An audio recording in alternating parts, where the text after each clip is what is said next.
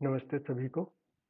आज काफ़ी दिनों बाद मैं वीडियो लेके आ रहा हूँ और उसका कारण ये था कि पीछे कुछ यूनिवर्सिटी एग्जामिनेशन में बिजी था और मैं वीडियो रिकॉर्ड नहीं कर पाया।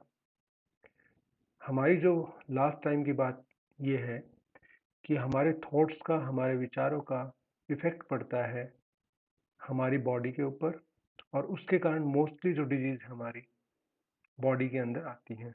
और लास्ट टाइम हमने बात की कि डायबिटीज़ और ब्लड प्रेशर जैसी जो डिजीज़ हैं, जो क्रॉनिक डिजीज़ हैं, वो कैसे हमारी बॉडी के अंदर आती हैं। और मैंने कहा था कि हम और भी डिजीज़ की बात करेंगे जो हमारी बॉडी के ऊपर इफ़ेक्ट डालती हैं। कुछ इन्फेक्शियस डिजीज़ होती हैं, कुछ डिजीज़ ऐसी होती हैं जो हमारी बॉडी के मेटाबॉलिज्म से रिलेटेड होती है, हमारी बॉडी प्रॉपर फंक्शनिंग कर रही है या नहीं कर रही उससे रिलेटेड होती है। कुछ वायरल या बैक्टीरियल डिजीज़ होती हैं जो वायरल और बैक्टीरियल इन्फेक्शन के कारण होती हैं, फंगल इन्फेक्शन के कारण होती हैं, ये सब।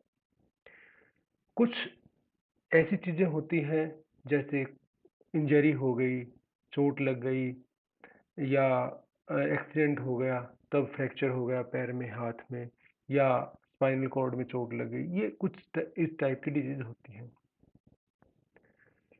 तो स्पेसिफिकली मैं अभी जो बात कर रहा हूँ, ये बात कर रहा हूँ कि जो इन्फेक्शंस होती हैं, वायरल या बैक्टीरियल इन्फेक्शन या हमें जो मेटाबॉलिज्म से रिलेटेड जो प्रॉब्लम्स होती हैं वो, इन सभी के अंदर हमारे थॉट प्रोसेस का बहुत बड़ा कंट्रीब्यूशन है।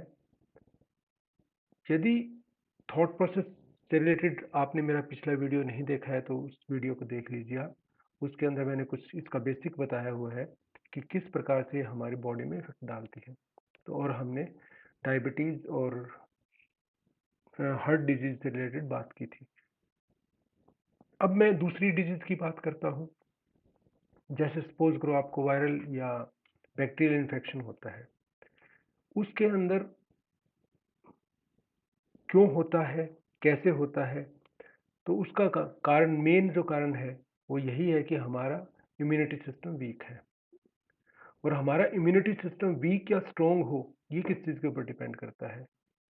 ये इस चीज़ के ऊपर डिपेंड करता है कि हमारा थॉट प्रोसेस कैसा है। यदि आपका थॉट प्रोसेस ठीक है, यदि आपका थॉट प्रोसेस आप टेंशन में नहीं रहते, यदि आप कूल रहते हैं, शांत रहते हैं, पीसफुल रहते हैं, तो आपका मेटाबॉलिज्म ठीक काम करेगा और मेटाबॉलिज्म यदि ठीक काम करेगा तो आपका इम्यूनिटी सिस्टम भी ठीक रहेगा। और यदि इम्यूनिटी सिस्टम ठीक है तो ऐसे बहुत कम चांस होंगे कि आपको वायरल या बैक्टीरियल इन्फेक्शियस डिजीज होंगी। और यदि हो भी जाए तो आपकी बॉडी के अंदर एंटीबॉडीज बनेंगे और आप अपने आप ही उन चीज़ों से बहुत जल्दी, बहुत लंबे टाइम तक आप बीमार नहीं रहोगे और बहुत जल्दी आप उन डिजीज से छुटकारा पा लोगे। अब मैं स्किन डिजीज की बात करता हूँ। स्किन डिजीज बहुत कॉमन डिजीज है और मोस्टली यदि हम सभी की बात करें तो कभी न कभी हम स्किन डिजीज से अफेक्टेड रहे होंगे या अब भी होंगे। तो बहुत कॉमन डिजीज है। तो कैसे आती है स्किन डिजीज? हमारी बॉडी का एक नेचर है, प्रकृति ने एक चीज़ दी है कि हमारी बॉडी हमारे वाइटल ऑर्गन्स को बचाने की कोशिश करती है और डिफरेंट पैथीज अवेलेबल है।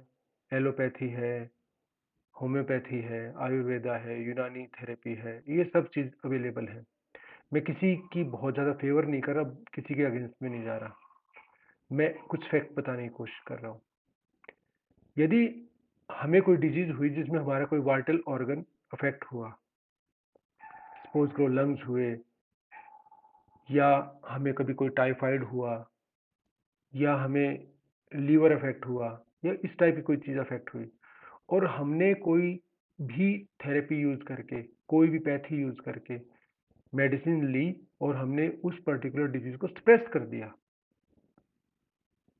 यदि वो सप्रेस हो गया, वो डिजीज सप्रेस हो गई, क्योर नहीं हुई, सप्रेस हुई, तो वो किसी और फॉर्म में बॉडी के अंदर बाहर आएगी और वो जनरली वो लीस्ट इम्पोर्टेंट ऑर्गन से बाहर आती है, और वो लीस्ट इम्पोर्टेंट ऑर्गन जो बॉडी का होता है वो स्किन को मानते हैं। बॉडी स्किन को मानती है, बॉडी ये मानती है कि स्किन जो है वो लीस्ट इम्पोर्टेंट, सबसे कम इम्पोर्टेंट ऑर्गन है, तो इसलिए स्किन से वो डिजीज सामने आती है। तो ये कोई बड़े आश्चर्य की बात नहीं है यदि आप रिसेंटली कोई बीमार हुए हो, किसी बड़ी बीमारी से आप बाहर निकले हो और आपको उसके बाद स्किन डिजीज हो जाए, इजीली आप देख पाओगे। ऐसे ही कुछ लोगों को डिजीज हुई, उसके बाद लोगों को कानफेड वगैरह हो जाता है। आपने देखा, डिजीज आपने एक्सप्रेस की और किस फॉर्म में बाहर आई, कानफेड हो गया। यदि आपने कानफेड एक्सप्रेस किया तो कोई और डिजीज होगी, कोई और प्रॉब्लम होगी। जब तक डिजीज को का क्योर नहीं होगा तब तक वो किसी और फॉर्म में बाहर आती रहेगी। और क्योर कैसे होगा? क्योर करने के लिए पर्टिकुलरली आपको एक थेरेपी यूज करनी है। आपको डिसाइड करना है कौन सी थेरेपी का यूज करके, कौन सी पैथी का यूज करके आप उसको ट्रीट करो। लेकिन उससे भी ज्यादा इंपॉर्टेंट ये है कि बॉडी अपने आप ही चीजों को हील करती है। यदि हमारी बॉडी प्योर है, हमारे थॉट्स प्योर है। यदि मैं डिजीज को डिफाइन करने की कोशिश करूं तो डिजीज क्या है? This is very important part of this video. Disease क्या है? Disease is the conflict between your soul and your personality. Soul का मतलब हमारी आत्मा, वो प्योर है, दैट इज प्योर, बिल्कुल शुद्ध है। और हमारी पर्सनैलिटी कैसी है?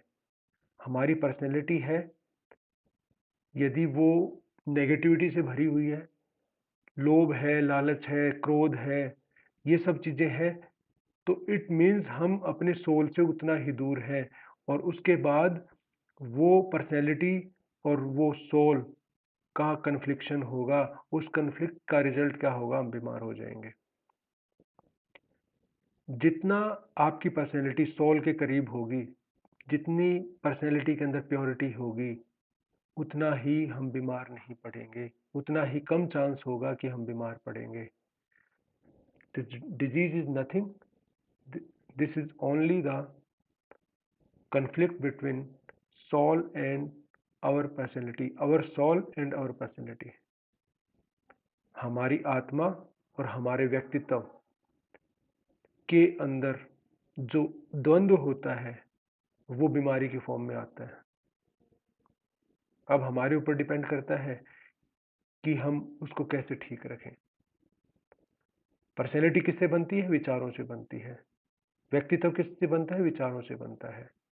अब वो विचार यदि हमने ठीक रखे तो बीमारी नहीं आएगी हमारे पास, और यदि विचार ठीक नहीं है तो बीमारी आएगी। आप एंटीबायोटिक लोगे, स्ट्रेस हो जाएगी, फिर बीमारी आएगी, फिर एंटीबायोटिक लोगे, फिर बार बार होता रहेगा। और ये आपने कुछ लोगों को देखा होगा कि हमेशा कुछ न कुछ बीमारी आती रही। ये बीमार हुए, फिर एंटीबायोटिक लेके ठीक किया, फिर बीमार हो गए, फिर कुछ ट्रीटमेंट लेके ठीक किया, फिर बीमार हो गए, फिर ट्रीटमेंट लेके ठीक। कंटिन्यूअसली पूरे साल उनका ये चलता रहता है। तो यहाँ ये ध्यान देने वाली बात है कि जितना हम प्योरिटी के साथ रहेंगे, जितना हम अपने थॉट्स को प्योर रखेंगे, उतना हम डिजीज से दूर रहेंगे।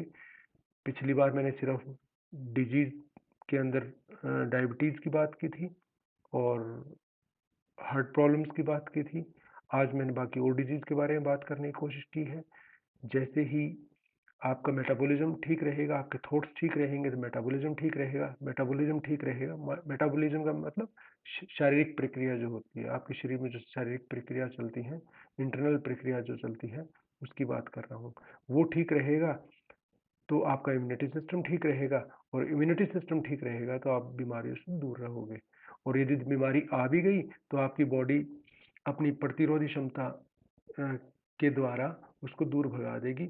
एंटीबॉडीज डेवलप होंगे आपकी बॉडी के अंदर और बीमारी दूर भाग जाएगी। तो थॉट्स बहुत इंपॉर्टेंट है। एक एग्जांपल बड़ा इजीली देखने को मिलेगा आपको। जो लोग परेशान रहते हैं, थॉट्स के अंदर घूमते रहते हैं, उनको हेडेक बहुत ज़्यादा मिलेगा आपको। जनरली सिर पकड़ के बैठे रहेंगे वो, अरे यार आज तो सिर दर्द है, आज तो बहुत सिर दर्द है, परेशान रहते हैं।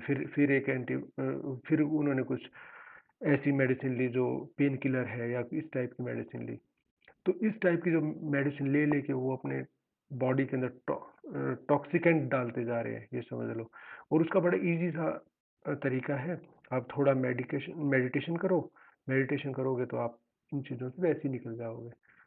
तो मेडिटेशन वगैरह के बारे में हम आगे बात करेंगे डिटेल में कि कैसे मेडिटेशन कर सकते हैं, क्या प्रोसेस है उसका, कैसे थॉट से बाहर निकल सकते हैं, उसके बारे में हम आगे बात करेंगे। लेकिन ये कॉमनली अपने आसपास देखोगे कि लोगों को थॉट्स में घूमते रहते हैं, हेट में घूमते रहते हैं, हेट्स रहती हैं, लोगों के प्रति रहती हैं, गुस्सा रहता है, हर तरीके की चीज़ें रहती है। और उसका रिजल्ट क्या होता है, कभी हेडेक है, हेडेक तो बहुत कॉमन चीज़ है जो रहती है, ठीक है। और हम समझते हैं पता नहीं किस कारण से हुआ है, ये इस कारण से हुआ, उस कारण से, लेकिन हम उसके रूट में नहीं जाते।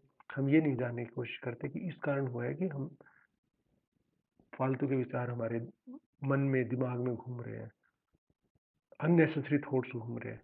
वो अननेसेसरी थॉट्स जब तक बाहर नहीं जाएंगे तब तक हम इन चीज़ों से नहीं बच सकते। तो आज के लिए इतना ही। आप क्वेश्चन कीजिए, जितना आप क्वेश्चन पूछेंगे उतना ही मैं और वीडियो बना पाऊंगा। क्वेश्चन जितने ज़्यादा से ज़्यादा हो सकता है उतने क्वेश्चन पूछिए आप क्वेश्चन कमेंट सेक्शन में डाल सकते हैं और आपके क्वेश्चन से रिलेटेड मैं आगे वीडियो बनाता रहूँगा। बहुत बहुत धन्यवाद। नमस्ते।